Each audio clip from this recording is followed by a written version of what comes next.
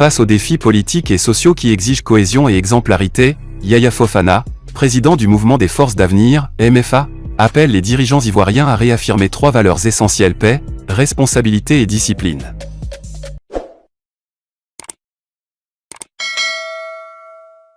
Panique totale à Paris, Ouattara frappé par un terrible malheur. Responsabilité et discipline. Selon lui, ces piliers doivent guider l'action publique pour préserver l'unité nationale et conduire la Côte d'Ivoire vers une stabilité durable et une grandeur véritable. Il arrive un moment dans la vie d'un peuple où il faut savoir revenir à l'essentiel, à ce qui nous rattache profondément à notre identité collective, à ce qui garantit notre identité collective, à ce qui garantit notre stabilité et éclaire notre avenir. La Côte d'Ivoire se trouve aujourd'hui à cette étape décisive. Plus que jamais, 3 valeurs fondatrices, qui ont protégé notre destin dans les heures les plus incertaines, doivent resplendir avec force: la paix, la responsabilité et la discipline. Ces valeurs ne sont pas des concepts abstraits. Elles sont le souffle même de notre République, les racines invisibles qui nourrissent la vie de millions d'Ivoiriens.